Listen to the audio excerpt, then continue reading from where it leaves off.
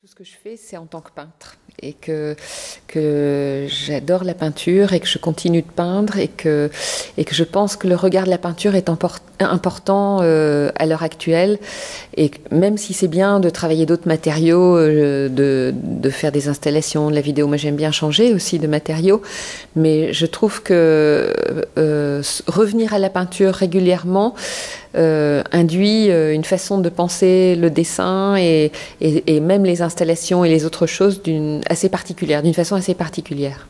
Les autres choses, c'est quoi ? Eh bien, ça peut être des sculptures de perles, ça peut être de la céramique. Mon travail se situe entre art et art décoratif. Donc j'ai travaillé avec beaucoup d'artisans. J'ai été travailler dans des usines aussi pour faire réaliser des assiettes, même une nappe. J'aime bien tout ce qui peut être sujet à décor. Donc moi, c'est un mot qui me fait pas peur, même si dans l'art contemporain, il est souvent mal vu et vite qualifié de kitsch. Moi, je pense que le décor et le design peuvent coexister. Et il y a d'ailleurs des designers maintenant flamands qui sont très baroques et qui font du décor aussi alors qu'ils sont designers. Donc les matériaux, j'ai parlé des perles, du verre, de la céramique, et en ce moment je travaille sur du calque froissé. D'accord. Bon, dans ce que tu produis, il y a beaucoup de figuratifs. Apparemment, c'est pas la tendance actuelle des artistes contemporains. Comment toi tu te raccroches à cette école-là, si c'est une école, ou à ce type de création, quoi. Moi, je pense que la peinture figurative existe dans le monde entier. Il y a encore des peintres qui font de la peinture figurative. Et en France, elle est plus difficile à défendre. Aux Beaux-Arts, c'est vrai que c'est moins encouragé souvent que d'autres pratiques. Mais moi, je pense qu'elle a sa place comme toute autre pratique et il n'y a pas besoin de se justifier. Moi, j'estime que je fais de l'art contemporain. Je ne suis pas en train de faire quelque chose qui a 10 ans d'âge. Je me sens dans mon époque. Et d'ailleurs, quand je vois des artistes plus jeunes, certains comprennent tout de suite ce que je fais. Et ça me fait très plaisir parce que y a pas besoin d'une théorie forcément pour faire ce que je peins et les objets en céramique, tout ça. Je pense que les choses se défendent d'elles-mêmes.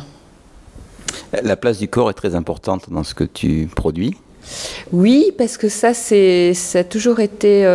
J'ai toujours aimé l'harmonie et partir de la nature. Donc la nature, c'est les animaux, c'est les plantes, et c'est nous aussi. On fait partie de la nature.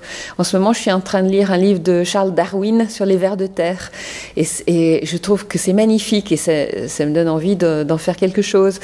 Et donc moi, je me vois pas en dehors de la nature. Donc c'est pour ça que j'ai envie de peindre l'ensemble des choses.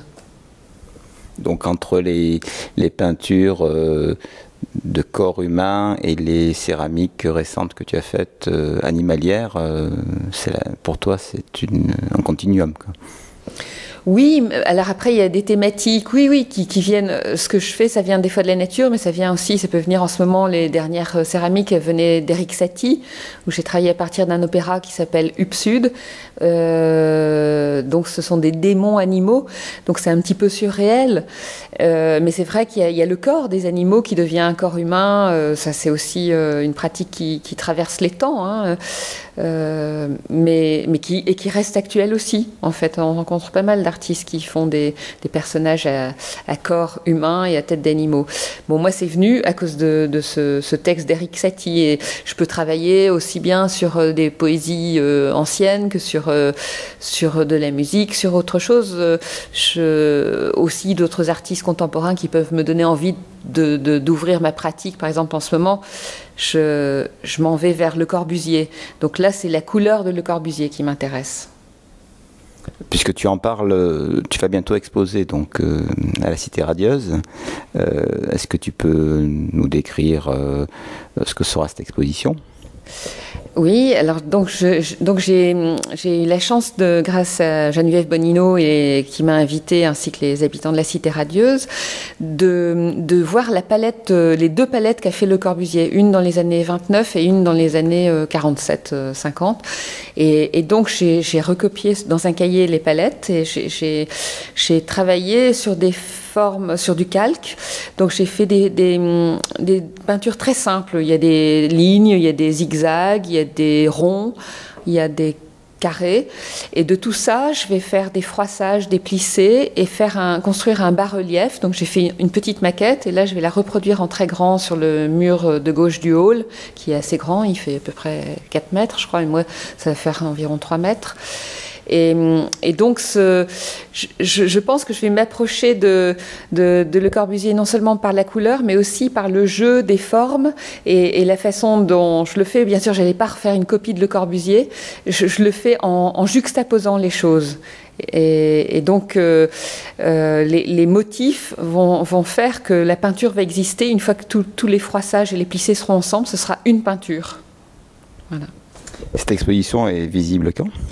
Du 8 juin, le vernissage est le 8 juin à partir de 18h30 jusqu'au 3 juillet.